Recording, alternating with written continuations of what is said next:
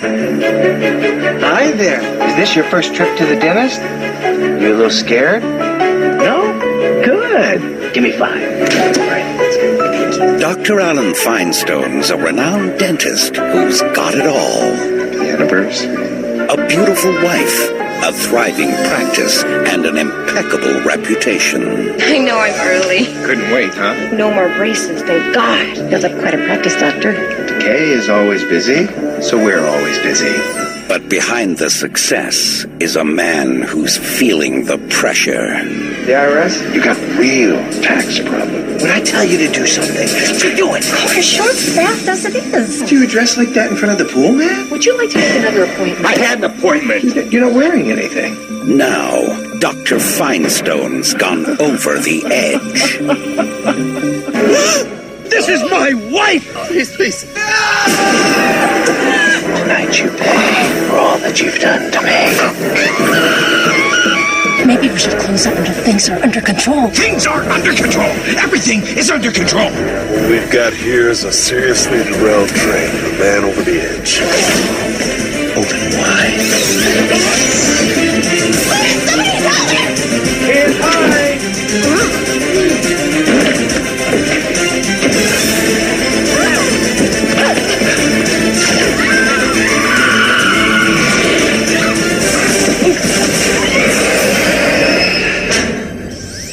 The dentist. There now. Better? Your pain is his pleasure. Welcome to I Hope You Suffer. That's so Oh, fuck.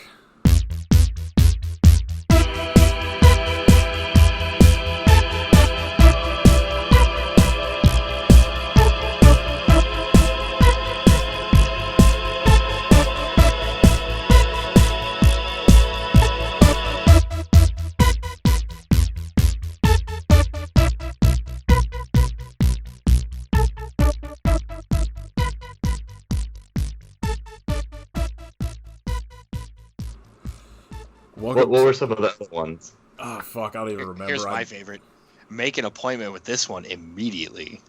I should have went with the one that was just like from the creators of Reanimator. Right on the front of the DVD case. It's been 6 months. Time for your checkup. That was the one I almost went with, but the Your Pain is His Pleasure was like some weird Japanese VHS one, and I was like, I'm using that one. Oh, hell yeah. All right. Welcome to episode 33 of I Hope You Suffer. My name is Nathan. I'm Kit. And this week, we have a special guest, Chris Redar. Say hello. Hi, hello, how are you? Chris is from, what's the name of your podcast? That's the Nico and Chris Bears post-game wrap-up featuring Nico and Chris. A very long During the title. Bears regular season. Yes, that was it was the working title, and we just kind of stuck with it. Yeah. We watched, on Chris's recommendation, The Dentist from 1996 with Corbin Bernsen being creepy as shit. Yeah, this movie... As usual, I'm not sure if he was acting or they just pointed the camera at Corbin Bernsen and wearing a dentist coat. Like, just do what you do, man. I like... Just a day in his life. It's pretty much on par with, we watched a movie with him in it called Raptor, where he was just essentially trying to play Samuel L. Jackson. And it's the same thing where it's just him kind of like brooding weirdly and then just screaming a lot. Yeah, this movie, I'd seen it a couple times before, and I don't know, for some reason today I was like, this just made me unhappy. A lot of the ones... There's so many parts of it that are so... like, when I first watched it was when it first came out, and it wasn't nearly as creepy to me back then, but, like, the shots they have of that girl Sarah, like, they keep trying to shoot in between her legs when she's wearing that skirt. Like, she's supposed to be, like, 14 in this fucking movie. Oh, God, that whole subplot was so weird. Yeah, there's a lot of weird, gross sexism shit in this movie. The fixation on oral sex. Yeah.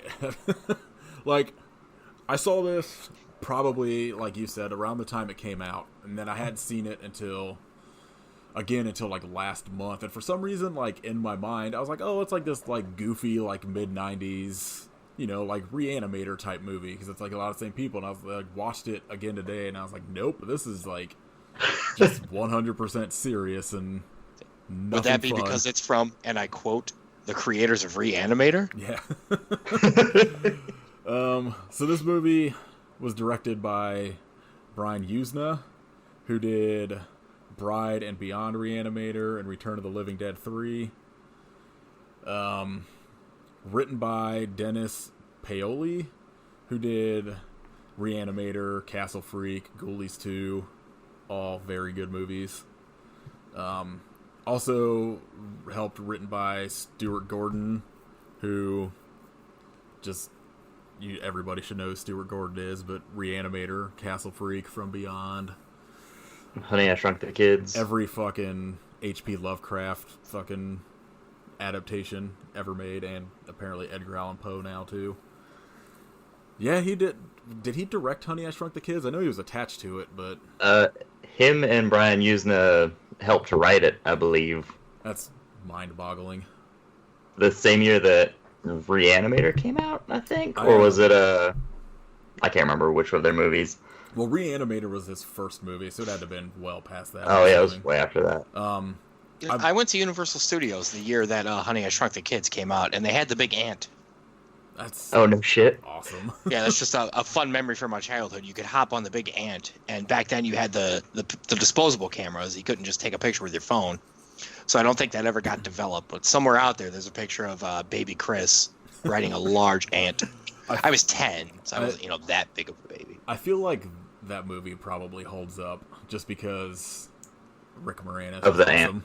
Yes, because of the ant. Yeah, honestly, outside of the costumes, it's still. Except for the scorpion thing. Like, what state do they live in where there's just scorpions all over the place in a green backyard? There could be all kinds of crazy stuff out there. I probably haven't seen that movie in like Black mambas, well over 20-something years, so poison dart frogs. that- Orangutans? You know, Yes. it's Orangutan. it's prime for Jesus. for a remake, so remake or reboot, just throw all that shit in there. I gotta tell you, title-wise, when I first saw Honey, I Blew Up the Kid, I was not expecting what I got, and I was very disappointed. It's just a 5-minute I expected movie. that movie to be like 30 seconds long. Maybe a different angle of that, but There's also a third writer named Charles Finch, who I have never heard of. But this movie stars, as we said, Corbin Bernsen as Dr. Alan Feinstone, who is the easiest Seinfeld connection we've had. But there's also 2 or 3 more people in this cast from Seinfeld. So we're making up for all of the fucking garbage movies that don't have Seinfeld connections. Earl Bowen, who played Marvin Goldblum, the IRS person, was on Seinfeld. oh yeah, Yeah, he was in the Pony Room. Or wait, Pony something, I forget. Pony Party. Pony Party Room. Pony Party. Pony Party Room, hell yeah. I can't read my handwriting, so. It's great that he's supposed to be the comic relief, but his dialogue is literally just cha cha cha cha cha cha cha. Molly. You're rolling rocks tonight, Dr. F. Hey. Molly Hagan, who plays Jessica, was also on Seinfeld in the Conversion episode, which I don't remember either, but it also stars, well, Corbin Bernsen is apparently just, Is that where Elaine tries to be gay? I don't Possibly. remember. I think At it's the where end, there's always have a place on our team. I remember that. was it the one where Bryan Cranston was converting to Judaism just for the jokes? Oh, maybe. Yeah, yeah. That'd be amazing if she played like his dental assistant as well. She's being typecast. It's unfair. I mean, so like, this movie, I've seen a couple things that said it was based on Glennon Engelman, who was, like, a real dentist, like, murderer. But it, like, apparently this movie was not actually inspired by that. But Corbin Bernsen played him in another movie called Beyond Suspicion. So, Corbin Bernsen has played a killer dentist twice. Before he became, apparently, a Christian movie producer. Oh, hell yeah. That is a career-defining arc right there. Mr. Christian Mingle himself. His IMDb, like, filmography list is insane. It's just, like, weird, random, like, horror and, like, action movies, and then just, like, Roe v. Wade and Christian Mingle and a bunch of shit like that. All of which bums me out. Is there one just called Rust? I don't know. I only had a couple that kind of caught my eye as I was going through it, and he's like, I think a lot of it is mostly like him producing, but it's just apparently a lot of just Christian nonsense movies now. He's no longer doing movies like Raptor, which was his shining moment, I believe. It's a long fall from Major League. I was just going to say, Roger Dorn, you disappoint me. Forgot he was in Major League. How could you forget he was in I haven't seen that. Major Has League one of the funniest setup jokes I've ever seen in my life, where they spend easily 35 minutes of that movie with him talking about how he's trying to transition into acting after he gets done with baseball. And then they finally shoot the MasterCard commercial, and he acts like shit. He's holding the card. But since nobody has heard of us in 35 years, we're no longer relevant. I love it. This movie also stars... There's another movie where he gets cheated on. Who, Corbin Bernsen? I mean, mean, Suzanne Dorn. She bangs Wild Thing. Let's be real. Everybody should. He's just seems like a dick. Yeah, he's clearly not a great person. Yeah. He's very cheat-onable. He's got that, like, just do it face, you know? I dare you to not cheat on me. Linda Hoffman plays Brooke Finestone, his wife, who I just wrote down was in Face Off, which is a perfect movie. Absolutely. There's no arguing with that. No, Face Off. It's her shining moment with a when kid being killed. Yeah. Archer, young Sean Archer. Yeah.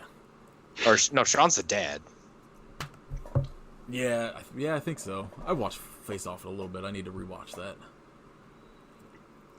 There was a period where it was on every other day, and I made sure to watch it every other day. That movie's just great. My favorite thing about that movie is that Nick Cage and John Travolta have absolutely differing like body types and are just playing each other, and like you're supposed to buy it. Ken Foray from Dawn of the Dead and From Beyond is he's the cop. Yeah, he's Detective Gibbs in this, and I blew my fucking mind when I realized he was in every episode of Kenan and Kel. Oh, fuck. Right? He ran the store they worked at, didn't he? I don't even remember. I assumed it was that or, like, one of their dads.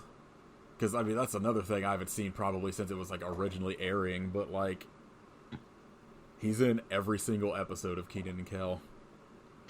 He has probably my favorite line in The Dentist. When they're getting ready to go into his house, this is after he murders that dog, and they finally piece together that he has the gun after he lied about it. And his partner goes, "Who would just shoot a dog? Why would someone do that?" And he goes, "Because he's a dentist."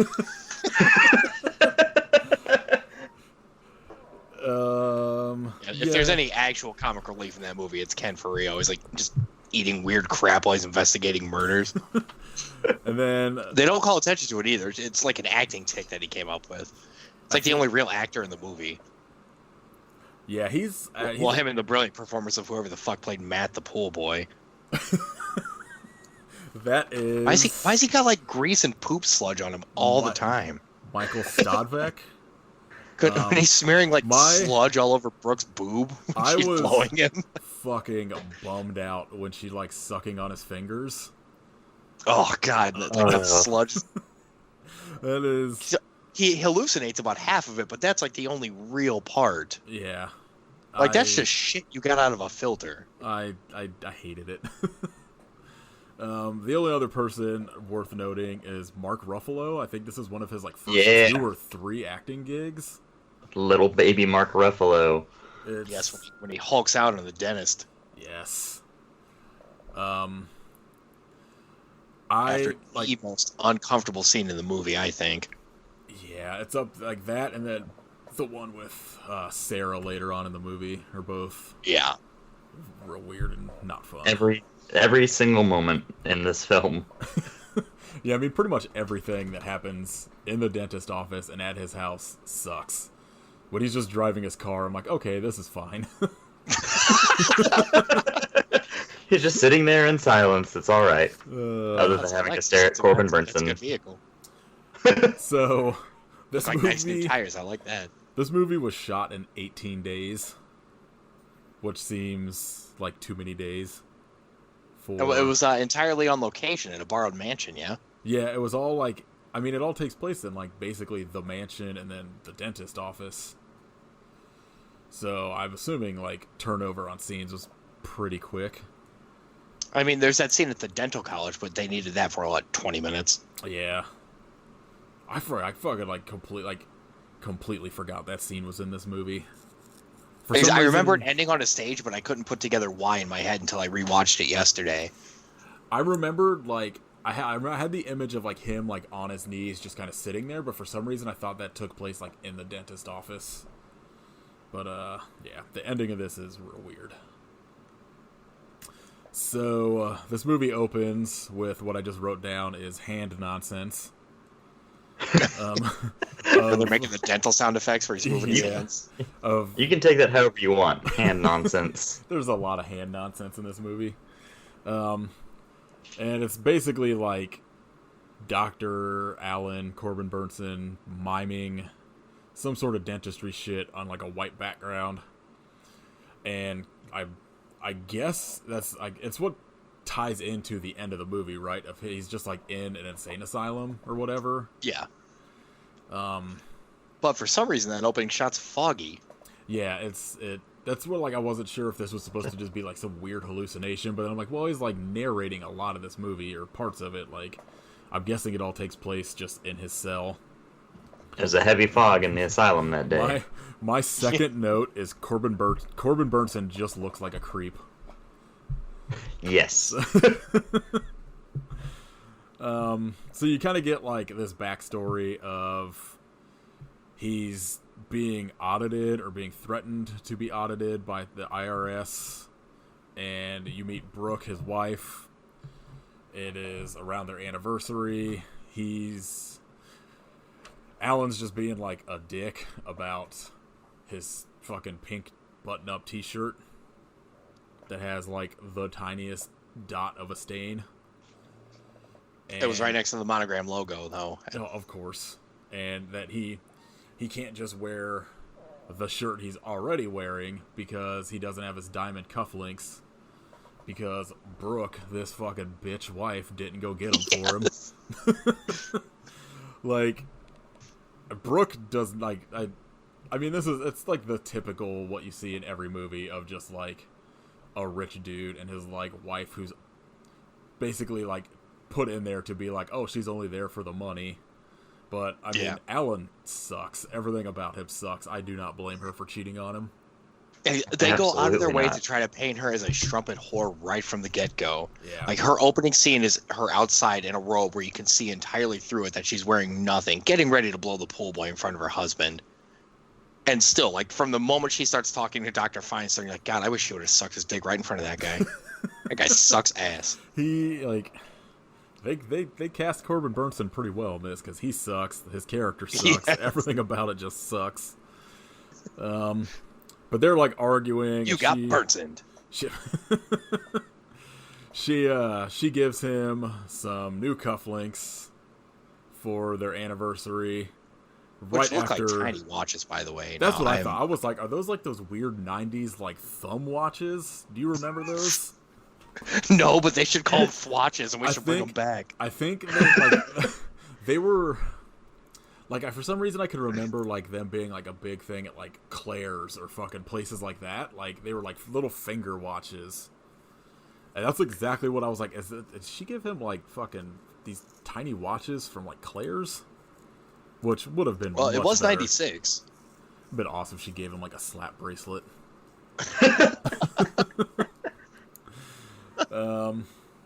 The pants that are, like, two different pants sewn together.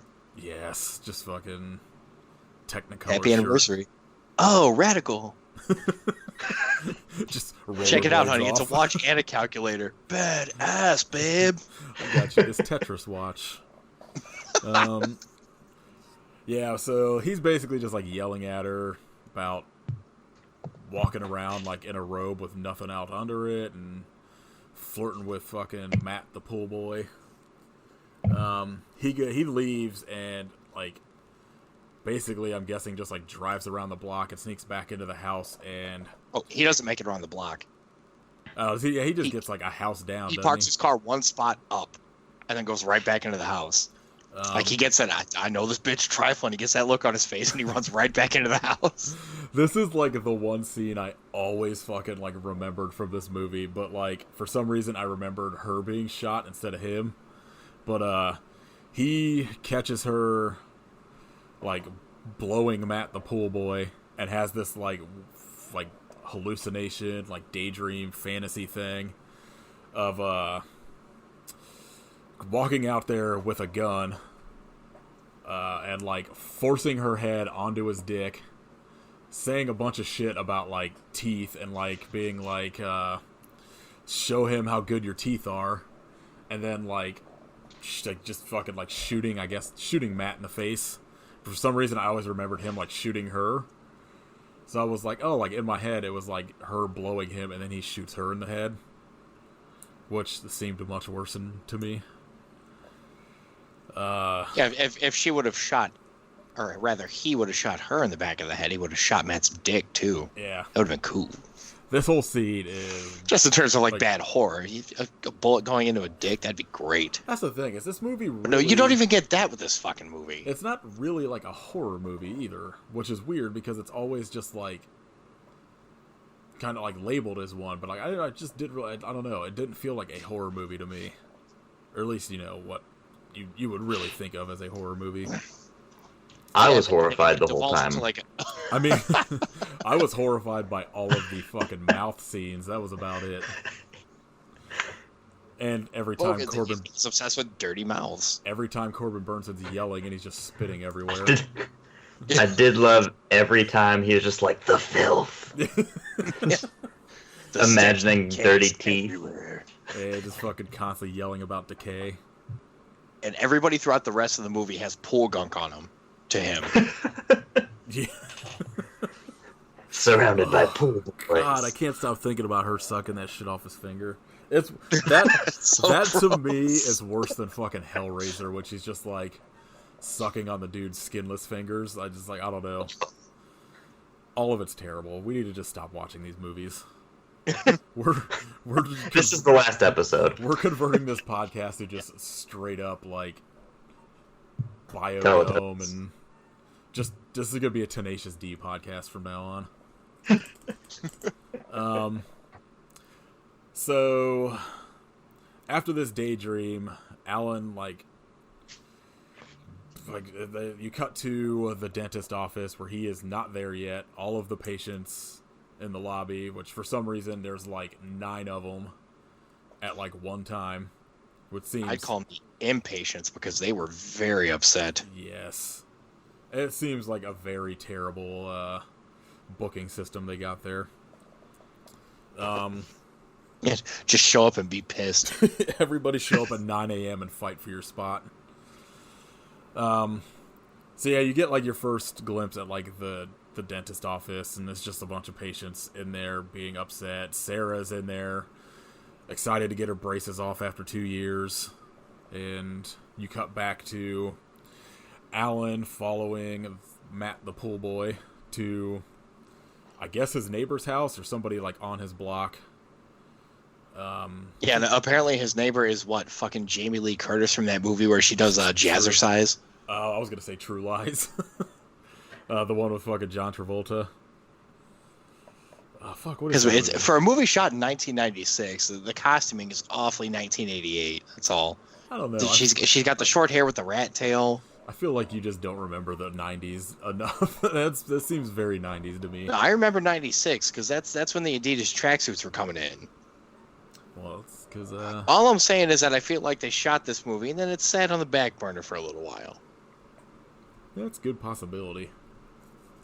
Maybe There 91, was- 92 they finished it, and then like There was, like, a lot of shit about, like... Scream just came out. Now's a good time to put out The Dentist. This makes sense. This'll take let's down go Scream. Get that nut, baby.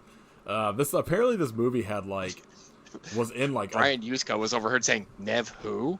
This, like, it was in, like, development for a long time. Like, I think before they started shooting. Because, for like, in reality, nobody wants to watch a movie about a dentist. I guess unless it's, like, Little Shop of Horrors. But dentists are the worst. They're up there with clowns. Hard stance. Yep. Backed. I'd rather let a clown work on my teeth. There's an entire, like, B story in one of the seasons of BoJack Horseman where it's like Todd starts a clown dentistry thing for kids because he's like, "Well, all kids love clowns. They'd love to see a clown at the dentist."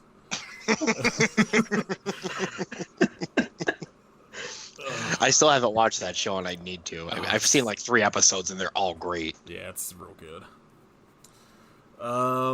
Alan, following Matt, gets to his neighbor's house. I think her name was Paula.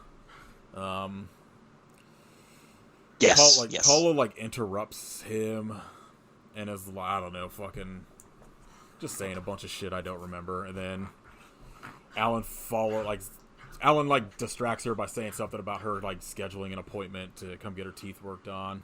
The surprise party. Oh, that's right, for his wife.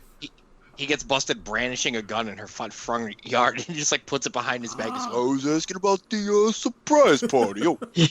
Since he's now a tough guy from Brooklyn.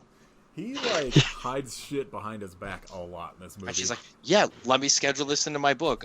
January 5th, 1987. Yeah, like, I just... You guys, if you haven't seen this costume, look it up. I just Holy like that, fuck. like, she's just like, okay, well, I'll be in there, like, 2 days from now. And he's like, cool, don't worry about calling it in, just show up, I guess. That's... We just don't take appointments. But, unless we do, then you have to follow the rules. Like, after she fucks off, he goes around to her backyard and sees Matt back there, to which she goes in the backyard and immediately fucks Matt in, like, her fucking pool shed. So, Matt She pulls him back in the house. I thought she went into, like, this, like, a shed kind of next to the pool. Either way, she fucks Matt. Either way, that got me to thinking, how many people is Matt fucking in this movie? I mean, everybody on that street, like assuming he can clean 11 pools a day during an 8-hour shift, like he's banging 11 lonely housewives. Just hope he's staying hydrated. After he does work on pools, so you just get a sip of pool water and get in there, you know? It's already clean. He's got the leaves out of it. Just fucking... It's that chlorine. It's that chlorine that keeps him going strong throughout the day. After he sees this, he kind of, like, falls down and, like, sits next to her fence and gets, like, scared by a dog. He kicks the fence to scare the dog away and, and apparently knocks the fence loose to where he gets attacked by the dog and shoots it, because apparently we can't have a movie on this podcast where a dog doesn't get killed. Nope. After that, you cut to Alan arriving at work, having a meltdown in his office, and all of his, like, assistants, Karen and Jessica, I forget what, like, the lady at the desk's name is. They all seem like they hate it there, and I don't blame them, because it seems like a not fun working condition. It seems like a delightful and upbeat work environment, in my opinion. Yeah, I mean, he decorates the rooms. Yeah, you could be in the cloud room or the fucking jungle room. Because I know when I'm getting my teeth worked on, I want the sound of, like, monkeys screeching behind me. What better way to lull you to sleep? If I'm at the dentist, like, just put a fucking strobe light in my face. Make it as miserable as possible. You're already at the dentist. I want to be as unconscious as I could possibly get. Like, I just want to... like when the IRS guy comes in, he's like, oh, give me the gas, baby. Yeah. That's me. I don't want to fucking even know where I'm at. Alan has to work on a little kid named Jody, who... Great name, by the way. Yes. He, like... At first, you say, like, he seems like, oh, he's, like, not a bad dentist. He's, like, all, like, good with the kid or whatever. And, like, as soon as they get back into the room, he starts having these, like, hallucinations about decay and filth and whatever other fucking nonsense he's just constantly screaming about in this movie. I was laughing so hard throughout this scene. Like, the lady's, like, talking to him, trying to make small talk, whatever. And she's like, oh, you probably do pretty well for a dentist. And he's like, I work too hard to have it all taken away. And she's like, oh, I'm sure it's fine. Excuse me? He goes, if that bitch leaves, she's going to take the house. Yeah. And then he talks about how the long hours and the discipline and respect it takes to be a fucking dentist. I just like that, like, number one, why would the mom be back there to begin with? And if she is back there, why the fuck is she talking to him the entire time he's trying to, like, do this procedure? Like, she was just, like asking for her kid to get his gums all fucked up. But, Alan, she fed him a lot of sweets, you know. Yeah. Alan is, like, working on this kid's teeth and is, like, just fucking losing his mind.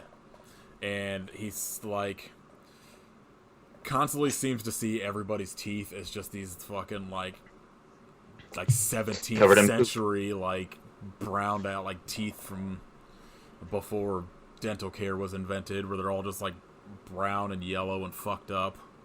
Like if a werewolf had a tartar problem. It's like, it is so overboard, it's crazy. Like, at the point these teeth are, like, they would have all fallen out at that, like, by then. But, he, like, I guess essentially just stabs Jody in the gums, who just starts bleeding all over the place. And instead of, you know, calmly being like, oh, I should probably get him some medical help, the mom just picks him up and is like, we're going home. Yeah. I gotta get you some Mountain Dew to close up that hole. We're having caramel chicken for dinner tonight. I'm so sorry about this.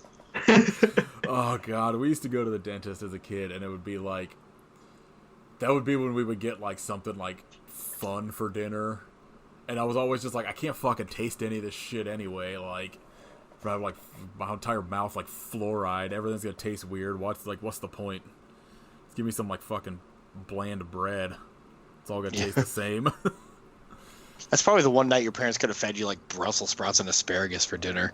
It was always like, we're gonna go get, like, pizza, or, like, I don't know, fucking Arby's or some shit, and I couldn't taste any of it, so it didn't matter. Great, it tastes like cheddar sauce and a rubber glove. It's just like, everything just tastes like fucking fluoride. The kid's been skewered to death in the mouth. I feel like, he gets, like, stabbed in the mouth, and then, like,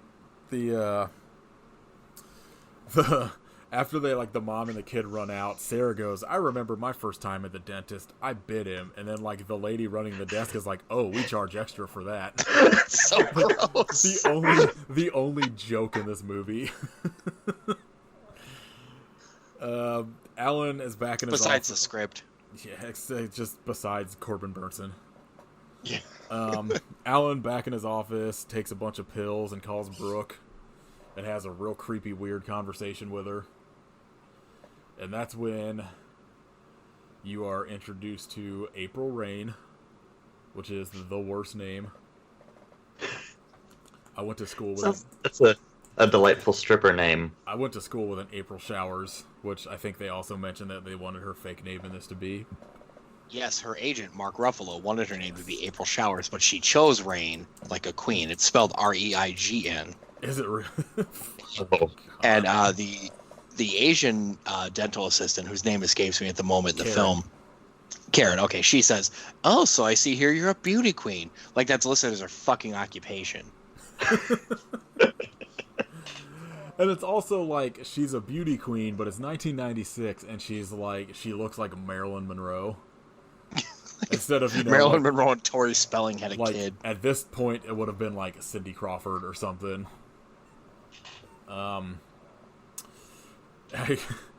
don't remember like what leads up to it, but like Alan just like spontaneously decides he's got to work on April's teeth, and like, good. I was saying, I forgot he was trying to put it off, and I guess the assistant gave him that X-ray, and he was like, "Oh, there's like a black spot on here that you didn't tell me about." On 31.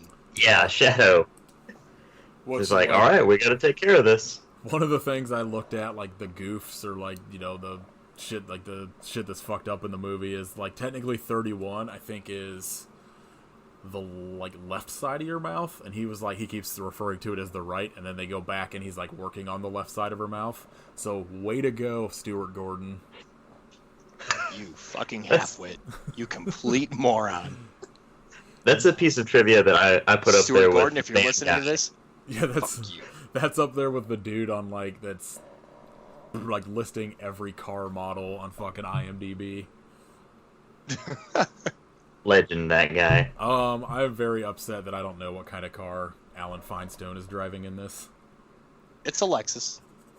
Oh. No, it's a Mercedes Benz. I think we just found out who's putting all that trivia on IMDb. You've given up the game. Notice his username is Crandaddy6969. It took you this long to piece that together. Quick aside, because I just clicked on the IMDb page to like see if the van guy was on there. There is, under frequently asked questions, there's only one, and it's, "I have a dentist phobia. Should I see this or not?" Respond to it and be like, "Yeah, you should. It's fine." It's a great time. You'll love it.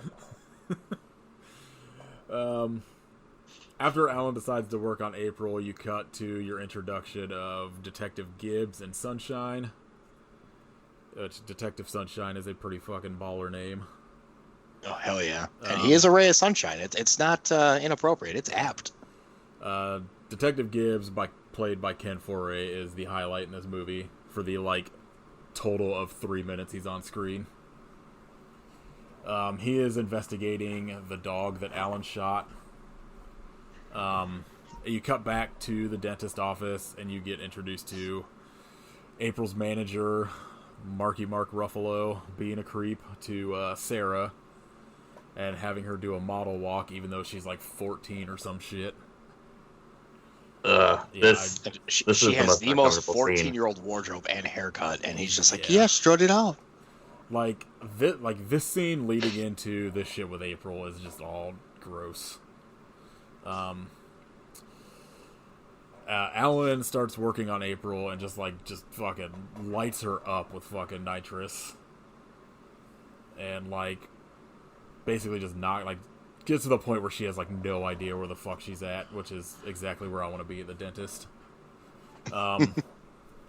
He starts like hallucinating that she's Brooke, and like when April grabs his dick, is that like a hallucination? Well, I believe she says out loud, "If you hurt me, I'm gonna hurt you." Yeah, she grabs his dick and says that. She's clearly messed up on the gas. I couldn't tell if that was part of the hallucination or if that like actually happened. I think what triggers it is what happens right after that, when he says, "I would never hurt you," and she says, "All men say that." Ugh. That's when she turns into Brooke. Okay. So that's like, yeah, I was like confused as to what part of that like was part of the hallucination and what wasn't, but Because, I mean, to be real, the way they frame the movie, it's entirely possible her sucking Matt's dick at the beginning was a hallucination. Yeah, and like almost everything in this could be a fucking hallucination that just never happened. But anyway, you get a fucking gross scene of Alan fingering April's mouth with his fucking gloves on. Oh, that's. I hate it. I hate it so much. That's not as bad as the greasy finger scene, but it's pretty close. Yeah. And considering it's not greasy consensual, finger. it's arguably worse. Alan, like, essentially, I mean, not essentially, he does, like, molest April thinking it's Brooke. Like, takes off her stockings and is, like, unbuttoning her blouse. And, like, as he's hallucinating this and he gets, like, pissed at Brooke, he starts to, like, strangle her, which seems to be his go-to move.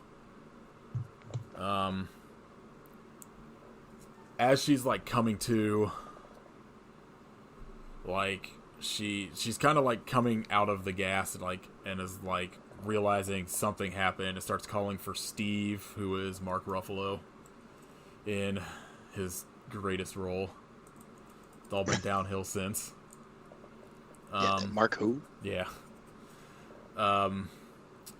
Essentially, like, she comes to and, like, is kind of, like, foggy, but, like, it kind of realizes something's going on. Steve comes to, like, see what's going on, and Alan is just like, oh, like, she had a bad reaction to the gas, maybe take her outside. Hides her stockings that were on the ground and, like, picks up her shoes to, like, give to Steve and all that shit. One of the dental assistants, I think Jessica, finds the stockings. It's Jessica. She keeps flaunting them. Yeah. And I think she, like, talks to Karen about, like, something's going on. This fucking mega creep is being extra creepy today. Which, real quick, what kind of nitrous oxide starts wearing off after, like, 95 seconds? Not the one I understand he was choking her, but, I mean, he cranked it all the way up, and she's breathing it in. He's clearly not running the most legitimate practice. Yeah, so. I don't... Yeah, he is a millionaire dentist. They really don't piece that together. She goes, oh, you do very well for yourself. Yeah, I'm a dentist. Of course I do. I mean, I think he's only a millionaire because he's apparently fucking up his tax returns. Yeah, like, Jessica, like, realizes something's going on with Alan, or that he did something to April. Steve comes, like, marching back into the dentist's office and just world stars the shit out of Alan. Like, I think the IRS guy had shown up at this point. Yeah, because he's like, yeah, you're not having a good day or some shit after he gets punched. Yeah. It's the most delightful IRS man I've ever seen. He's always having a great time. He loves his job. He loves blackmailing people. I mean, who doesn't? Alan decides to send the assistants home. I think, does Jessica confront him at this point about it? Not yet. Yeah, I didn't think so. I forget why he sends them home, but he sends them all home. Because he just got clocked in the face. I mean... So they're going to take the rest of the day off. And Karen's like, are you sure? Just do it! Roger Dorr needs his privacy. More Corbin Bernsen screaming. I wish he'd referred to himself in third person through the whole film. It'd been awesome if he was just like, I don't like this guy's name. I think it would be better if he just refused to call him like the character name, and he just referred to him as Corbin Bernsen throughout the entire movie.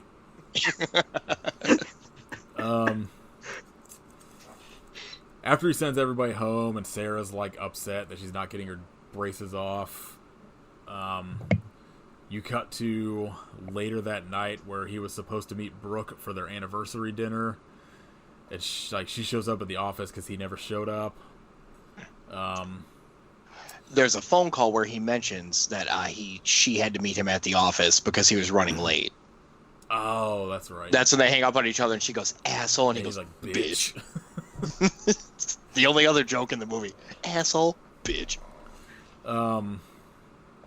Yeah, she shows up at the office and, like, finds him back in, like, one of the rooms, and he starts, like, playing some, like, talking about some opera music he's listening to, and, like, shows her some new fucking torture device dental chair he's got. Oh, that's the best when she walks into that room and he's, I want you to see my greatest achievement. She just does not give a flying shit. Who would? Like, she's like, oh, great, it's a dentist's office. Cool. Awesome. Anybody that walked into that room and was excited about that chair should be put in prison. Yeah, you can't trust them. They are a murderer. You're either Dr. Alan Feinstein or Ted Bundy. Or There's somebody two people excited about that room. Somebody from, like, the Hostel movies. Yeah. Takashi Miike walks in there. He's, oh, sick. Brooke, like, he can, like, convinces Brooke to get in the chair, which is a dumb move. Alan, going to his go-to move, strangles her, and then forces her to breathe in a bunch of nitrous, and ties Which this her... time works for some reason? Well, you know, he strangled Keeps her. the good stuff. He strangled her first, and then put that on her so that she wasn't cutting off, like, you know, the flow for all that coming in. Because when he gasses April, he has it on full blast for like 10 straight minutes, and she finally starts to get a little woozy. Brooke takes 2 breaths, and she's out. He's already tying her arms up. I feel like he would, like, cheap out on the gas and just get, like, it's probably not even, like, nitrous oxide. It's probably just, like, helium. He ties her to the chair and then just fucking pulls out all of her teeth. After Does he cut her tongue out first or second? No, I think that happens afterwards, because he says something about, like, I should cut out your tongue, but then, like, what would you use on Matt or some shit. But, like, all you really see him do is he pulls out a tooth, and then you see him go back into the mouth, I'm assuming to pull out more. Which, fuck that. I'm surprised he actually gave her, like, fucking gas for it. Seems like he would have just done it with, like, no fucking kind of Novocaine or anything. Well, you remember, after he ties her up, he does turn it off. Oh, does he? He makes a point to say he wants her to feel it. Ugh. God, fuck dentists. I hate it. They shouldn't have all that power. You cut back to Alan at home. Fucking... I think this is when, like, detective... It's the next day. He's getting ready to put on the pink shirt. Right, Matt shows up to fix the filter, and that's when the detectives show up. Yeah, I was gonna say, this is when Gibbs shows up and, like, is asking him about if he knows anything about these robberies that have been happening in the neighborhood, or, like, the dog getting shot. And, like, Detective Gibbs asks him if he has a gun. And he says no. And then, like, Gibbs says something about, like, again, like, something about being a dentist. Oh, he's like, oh, I'm surprised you don't have a gun. He's like, dentists are like cops. Like, everybody hates us or some shit. A necessary evil. Yeah, that's it. He's like, it's a necessary evil or fucking it's just more Ken Foray being awesome. After the detectives leave, Matt the pool boy finds a tongue on the ground. For some reason, does not even realize Brooke is just laying there with a fucking hat over her face for like a solid 5 minutes. Finds his tongue on the ground and goes to, like, ask, like, I don't know, fucking see what the hell's going on. Takes the hat off Brooke's face, which is all fucked up and swollen because all of her fucking teeth were pulled out. Yeah, that's one of the more gross prosthetics. Yeah. That and then the fucking IRS dude are the two that are... Yeah, there's a slightly gross later, but...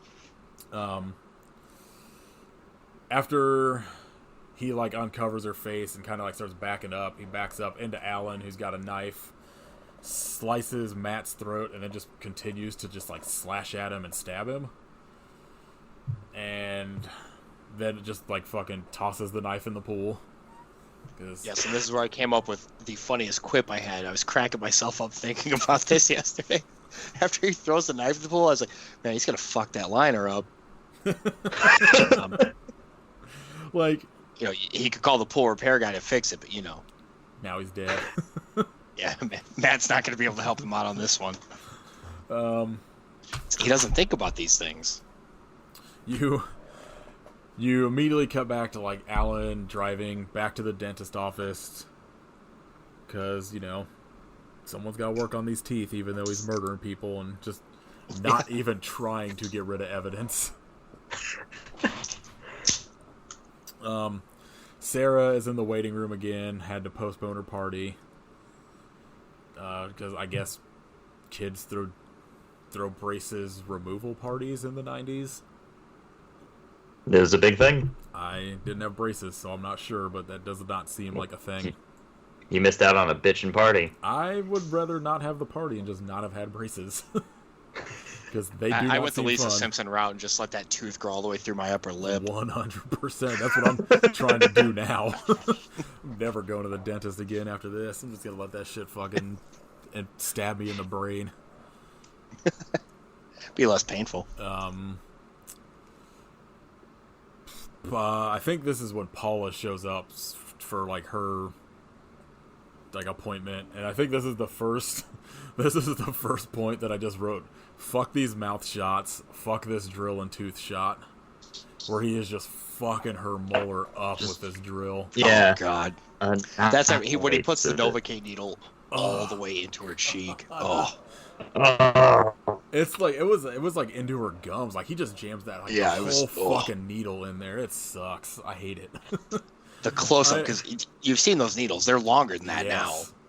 But you just put the tip in, so to speak. There are like very few things I've seen in movies that have made me cringe, and it's like one of them has always been like the sound of the teeth on the curb in American History X. Ugh. Now this fucking movie, every time you just see anything inside of a mouth. It's all teeth related, I guess, but I fucking hated everything that when you see like close-ups in the mouth, because none of it is pleasant. No. Yeah, Paula's like talking about it's like everybody in this fucking dentist office is so fucking chatty when these procedures are going on, but she's just like, oh, what do you think about like Matt the pool boy? He's doing a great job. She opens with that. She goes, he's amazing. Yeah. What's Brooke think of him? Like, yeah. And then he just like fucks up her mouth. Like he just drills the absolute shit out of this tooth. It's Jessica. I just gotta chill. It's just thinking about it. It's real bad. Just like Jessica pulls, grinds it all the way down. Oh, it's fucked up. Like that tooth is not being saved. And like that, he doesn't do anything to fix it, right? Like no, like his assistant like pulls him off and is like, "Okay, we're done here," and they just send the lady on her way with like her whole tooth fucking ground down into her gums. They are constantly just letting people leave this dentist office that need like real medical care. Yeah, Jessica like pulls Alan to the side and says, like, it's just like, are you okay? Like, what are you doing? And he's just like, oh, like that tooth was fucked up. And she's like, no, it wasn't. She goes back in before him and sends Paula home. He gets pissed and fires Jessica, and then she confronts him. That's when she pulls out the pantyhose that she had on her person from the day before. Yes, I mean, I know walking around with pantyhose stuffed in her clothes. I know when I find like stockings or pantyhose, I just keep them until somebody needs them. So, yeah, she like confronts him with these like stockings, and like he gets pissed and strangles her with the stockings. Like everybody in this movie is just getting fucking strangled to death. Which there's only 4 people that die in this movie, which it seems like more, but there was only 4. Well, yeah, like Brooke doesn't die. Well, Yeah, I'm sure like, she wants to. The IRS dude doesn't either. Well, he did later in life of embarrassment from having to watch his own performance in this movie, but I mean, he's pretty good in this movie. I mean, compared to everybody else, he's pretty good in this movie. He's at least having fun. Yeah. More than you can say for anyone else. At this point, like, Yeah, I'm trying. It's Matt, Jessica. We haven't gotten to the third death yet. Who's the fourth? Karen. That's who I was trying to hide. Oh, But that's I mean, only three still. It doesn't matter. It's Ruined it. It's Matt, Jessica, Karen. Karen. There's somebody else. The dog. No. How dare you forget the dog? I swear there was somebody else. Remember, he shoots that college student much later on, but it's in the arm. Yeah. I don't know. I swear there was Anyway. four, but yeah. Maybe it's the dog. Who knows? It was actually just a man in a dog suit. It's actually was Post-credit scene. it's a fucking goat corpse that they used because they didn't have time to make a dog, so they went and bought like from like some fucking meat place. They bought like a goat thing and they just tilted its head like a weird way so that when they like uncover it, it looks like a dog.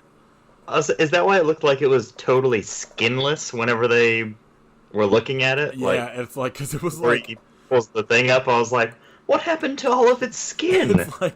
It's like a fucking Rottweiler or some shit, and then like they pull it back and it's just like this tiny fucking like thin head. But like yeah, they used like a goat corpse for it. I think maybe the IRS guy doesn't survive. Maybe he was the fourth person. I don't remember. But at this point, Detective Gibbs and Sunshine go back to Alan's house and they see like blood, follow it to the backyard and find Matt, and then call for backup and go inside the house to investigate and find Brooke tied up in the bedroom. I think this is the point when he they run like the check on like gun owners in the neighborhood and find out Alan was one of them after lying that he said he didn't have a gun. The IRS dude shows back up at the office and like just cuts in front of Sarah again, like hands her some money and she's like, I don't want this, and he's just like, next time, or there's like a little advice, next time take the money. Yeah. He is. It's a 20, isn't it? I don't know. They never show how much it is, but I'm assuming it's not that much. Essentially, this IRS guy is like blackmailing Alan for, I guess, dental work and like nitrous oxide. But he's just like Plus money. Does he? Yeah, I guess he does say well, like he wants Where money. he's like, it's going to cost you a lot less to pay me than the IRS. Yeah. Alan goes to like work on him as like kind of pretending like he's going to after he's hidden Jessica's body. This fucking all this shit with the mouth is the worst. Like, I don't know what this fucking tool is he uses, but I fucking hate it. He ties this IRS dude up to the chair and like inserts like this fucking weird speculum type thing that just like jams your mouth open, but he just does it too far, so it just has to have just like broken into the roof of his mouth. Which, yeah, that's pretty bad. I think you hear his jaw crack. God, and then like you see like he's got like, you know, prosthetic makeup on after like when you see him again, and his mouth is just like absurdly big. So wide. It's oh god, I hate this. I'm gonna die of some preventable like dental care because of this fucking movie.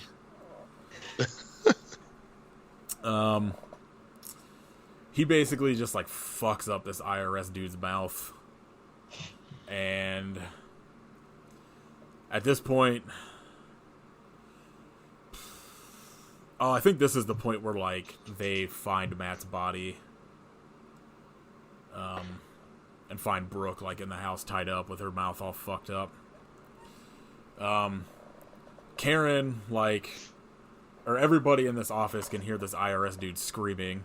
Karen comes over to see what's going on, and Alan's just like, oh, you know, he's got a low pain threshold, but he's fine now. And she asks where Jessica's at, and he's like, I had to fire her she gets all pissed because she's like, we're already understaffed, and he's just like, fuck off, go do your job. Because he is very good with women. A great boss. Yes, he seems like a fun guy to Modern work day for. Don Juan DeMarco, you know. They Karen like goes off, ends up finding Jessica's purse, so he knows that she's like, wait, why would Jessica leave without taking her purse? Goes and looks for Alan and finds the IRS dude all like fucked up in the chair. Alan then injects her with an empty syringe. It just like injects air into her veins, which also seems fucking terrible. To the point where you actually see, like, you see a shot of whatever special effect of like an air bubble like inflating her vein. It sucks. I hate it. And he explains it to her too while he's doing it. Like, the thing about this movie is that like it's also like realistic shit, so it's just like, it's such a bummer. Considering how cheap and ineffective everything else is, the special effects are incredible. Yeah. This is the last movie you want to see good special effects in. Like, I go watch like goofy ass shit like Friday the 13th, where people are just getting like smashed together in sleeping bags, and be like, yeah, that's cool. But then I see like just something stupid like somebody's tooth getting fucked up, and I'm like, nope, I'm good. I never want to see a tooth get annihilated like that ever again in my whole life. The policy, that's so bad. Yeah. Like, part of me wants to watch The Dentist too, just to see like what it is, but now like after this, I kind of don't. And I just want to make Kit watch it so he can see those fucking like sharp ass things from the cover. I hate that cover. I hate it so Yeah, much. that's all I've seen of that movie is the cover, and that's all I want to see. It was at the very front of the Blockbuster by my house as a kid, like for years, and I had no idea why. Which is the first thing you see when you walk in, and it's like, what the fuck is this? Get it away from me. I hate it. Send it back to hell. After he kills Karen, you cut to like Sarah getting her braces removed finally, and Alan starts fucking like hallucinating and having a fucking breakdown and pulls a gun on her. She like swings the overhead lamp and just like smashes him in the head with it and runs off, and then you just get like 10 minutes of her fucking fleeing him throughout the office. At some point, like hiding in the closet that Jessica's body is hidden in. She eventually makes it into like the room the IRS dude is in. Alan follows her in there, and like there's like a struggle on the ground, and the IRS dude like ends up getting up and like falling on top of Alan to help her escape. Just making the worst grunting sounds. The subtitle for The Dentist 2 is "Brace Yourself." Hard pass. Okay. Moving forward. I'm gonna watch it though. Less of a budget. Of course it is. Every sequel has like a lower budget unless it's like a Marvel movie. Oh, it looks atrocious. It looks like it was, horrible straight to DVD 90s it doesn't nonsense, have, like, which it was. Corbin Bernsen's not in it, right? He is. Is he? Oh. Yeah. Interesting. Yeah, he's... I know, like, I think I saw, like, a lot of the people, like, writers and whatnot, like, were part of it, so... Everyone else was smart enough to bail, but not Corbin Bernsen. Corbin Bernsen does not seem very discerning with the movies he makes.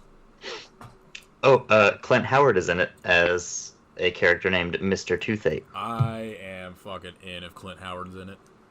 He was the ice cream man. I'm in. Yeah, Sarah's like fleeing Alan. Ends up like getting trapped by him in some room, one of the other like just rooms in this dentist office, and the piss shit room. It doesn't matter. Yeah, this movie. Spacious building that he has for his dental practice. Yeah, he's like the only dentist there, and there's like 9 rooms. he like has her trapped in like a chair again, has the gun pulled on her, and she's just saying like I'll brush 3 times a day, no candy, like no soda, whatever. And it kind of like stops him, and like it's hard to see, but he actually like sheds a tear when she says that. And she calls him doctor. Yes. That was this whole thing with Matt earlier in the movie, is that he keeps calling him Alan or Mr. Finestone. He's like, it's Dr. Finestone. Finally, some respect. Yeah. Shut your dentist ass up, you dentist ass bitch. It like I'll get Alan Finstone's face right now and be like, dentist, what are you going to do? Then he'd shoot me. We know what he's capable of now. I mean, he'd be strangle you, but strangle you with some fucking pantyhose. I think like he like lets her go, right? Yep. Like she doesn't escape. Yeah, I was trying to figure out like I know he like leaves, but he lets her go after saying that she's gonna take care of her teeth or fucking whatever. And it's like he gets out of there right before all the cops show up. You basically then cut to, or like you see her talking to the police, and then like his like secretary or whatever at the front desk saying something about like him being a teacher, and the cops realize that he was going. Candy? Is Candy her name? Is it? I don't know. I never. Where she's like weeping openly as Mark Ruffalo's describing him raping his client. She's like, he was such a brilliant dentist, hard worker, amazing teacher. That's what Ken Faree's like, teacher. You cut to Alan at like a school teaching dental students, and is just like freaking out, and it's just like fucks up one dude's mouth, and then just like demands that everybody in there pull their patients all of their teeth. Yeah, that's probably his finest bit of acting in that movie. Is extract. Extract. His entire like theory is that no one's gonna take care of their teeth. They don't deserve teeth, and they're all just gonna rot out anyway. So he pulls his gun out and just starts like demanding all of these students pull all of their patients' teeth. Like one student tries to like fight back when he's not paying attention and gets like shot in the arm. The cops like bust in the room, and Alan flees and enters like the fucking auditorium of the school, where he like hallucinates seeing an opera singer who he thinks is Brooke. She's actually there and singing. She's practicing, but yeah, he imagines it's Brooke when he walks over there. There's actually somebody there? Yeah, because when they cut to it, it's actually whoever it was being cradled by one of the cops. That is really when he finally collapses. Like, no one else is in this auditorium, and she has a fucking spotlight on her. I just assumed it was all like a hallucination. Yeah, but like, he kind of like walks up to this lady singing opera and like falls to his knees after hallucinating it's Brooke, and basically the cops come in and arrest him, and then you cut to him in like a padded cell, kind of where he's I guess been telling this story to nobody, because he's just been like narrating through most of it. And like people come in and they're like, all right, well, you have to go see her now, and he starts like freaking out, and you find out that he's got to go to like the dentist in this fucking insane asylum, and then gets his mouth all fucked up, I guess. And it's Brooke. Yeah, it's like Brooke doing it, which is great, because I mean, I don't know how she scored that gig. God, she smiles and all of her teeth are gone, so it's just... Oh, it's so yeah, gross. and it's like... Her tongue's cut out still. And like her gums are so fucking big because of like whatever prosthetic they put over her teeth. Yeah. It's horrifying. It's like the creature from The Suckling. Oh yeah, that's a good reference for that. But yeah, that's the end of this fucking depressing as shit movie. I bet like The Dentist 2 is probably like real funny because they probably just leaned into like comedy on it, like a lot of sequels. Or they just... A lot of people who reviewed the Dentist 1 online, they kept talking about it as like a dark comedy or, you know, a comedic horror film. It's like, there's nothing funny in this movie. Yeah, there's like one joke. Absolutely not. Yeah, I hate it. It made me real sad for like most of the And afternoon. the one joke is borderline a phebophilia on top of that. We charge extra for that. We don't usually let the patients bite Dr. Feinstein. That's kind of his thing. That would have made this a much better movie. You wrote that on a fucking piece of paper and made somebody say that. Yeah, this movie is... It's trash. It's hard. Absolutely. It's hard to sit through. But like it wouldn't be bad if it just had like a little bit of like brightness to it, as opposed to just being like constantly like, I don't know. I think Corbin Bernsen doesn't help it, but it's dour. The tonality is just nonstop misery. Should have got. Like I said, with the exception of the two cops. The one bright spot is literally there's a man named Sunshine. That's it.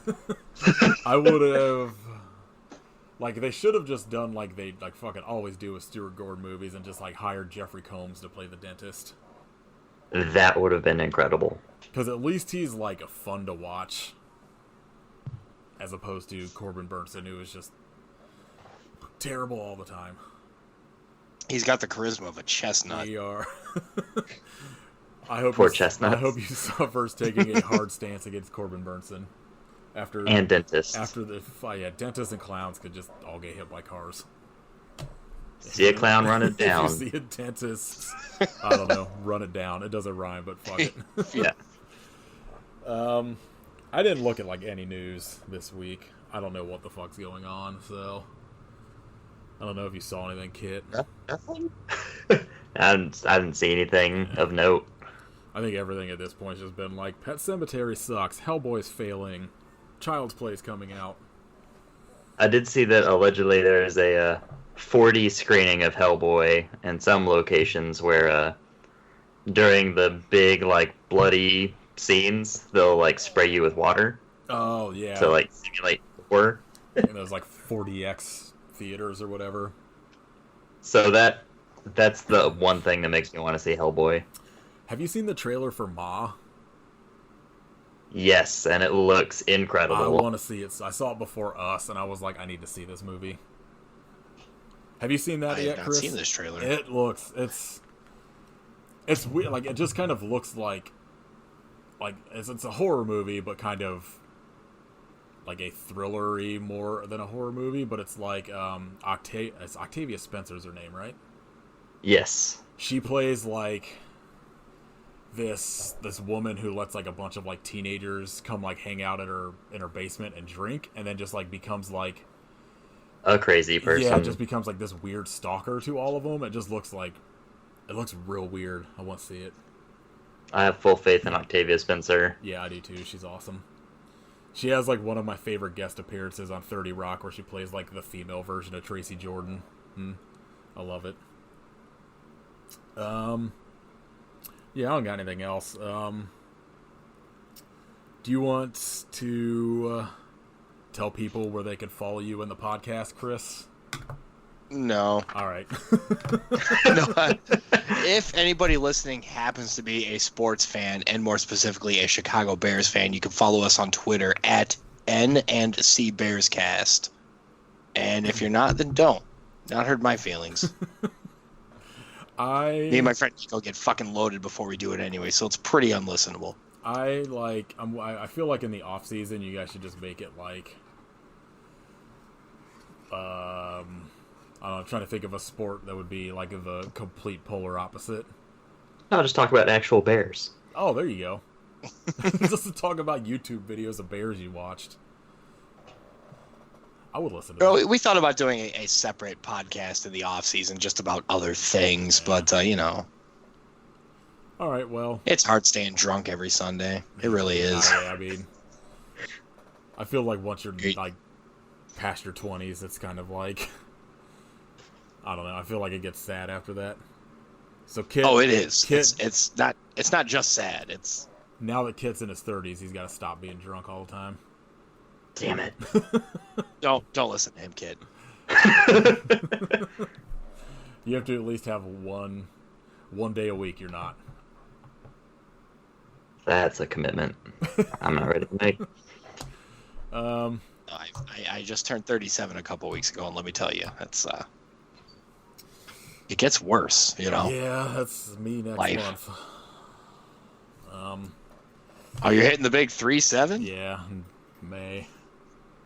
It's but I anything in your body that didn't hurt before is don't gonna know. start. My body's pretty much hurt since I was like 13. So Okay, well then you have to turn that up. If you're at a 6.5 right now, it goes up to 8. I got like super tall really quickly, and then so like my back and my knees have pretty much consistently hurt since like age 12. So my body's pretty much been falling apart since like junior high. I'm at this Hell yeah. At this point I'm just like waiting for death. It's just not coming. All right, you can follow us on Twitter at I Hope You Suffer, on Facebook at I Hope You Suffer Pod, on Instagram at I Hope You Suffer Podcast. What are we doing next week? That's a good question. Let's do President Wolfman. I think that's still streaming on fucking Prime. All right, sign me up for President Wolfman. It Oh wait, so I get the dentist. I think you're doing a movie called President Wolfman. I know it's my fault because I suggested it. You asked for the dentist. Like, what should we do next week that's actually fun and is going to be an interesting episode? I don't know. I don't know if it'll be stupid. Do you want to do something we want to talk about? Watch, Corbin Bernsen's going to be President Wolfman. I will kill myself. He's going to be tearing out people's teeth the whole time. I will stop this podcast immediately. President Wolfman DDS. That's the full title. Oh, it's just the Dentist 3 President Wolfman. I think like Carousel went off Prime, so like I want to do that, but I don't want to rent it yet. We'll have to figure out something for after that. Yeah, spending money's for suckers. Yeah, I don't Especially know. it's like Carousel. A movie about a carousel horse that's tired of people riding on him and breaks free and kills people is worth the $3, but oh fucking A, yes. I will wait. $3 is too little for this. Especially because I think it's only like 68 minutes long. So even if I will lend you the $3. I don't give a shit. Even if it's fucking terrible, it'll be a quick watch, like Space Clown was, which I feel like is still Kit's favorite movie we've done. All right, we're good. In fact, the concept for this is so good. I don't want to watch the movie. Oh, there is some straight up. I want to imagine the other ones, like he gets the zebra to come with him or something. If you dig far enough into Prime, there are some fucking amazing titles for movies that we end up watching, and we're like, this sucks. Inhuman Witch. Oh god, I want to watch Inhuman Witch so bad. You're shitting me. It's one of those movies that I think when we first discovered it, I was like, I'm gonna force like either Shane or Josh to watch it because I feel like both of them would just be angry about it. They're just gonna hate it. But then we had Shane on already for Demons, so I want to find something for Josh to watch, just something that's gonna bum him out real bad, because I'm a good friend. The Dentist 2. Shane constantly tells me about these like really shitty like Christian horror movies he's watched on YouTube that I want to have Shane come back on, but I also don't want to watch those. So I have this like catch-22 of just being like, oh, I kind of want to watch this for the podcast, but I know as soon as I start it, I'm gonna be like, fuck this. Yeah, watch President Wolfman. I'm sure it's as great as its title is.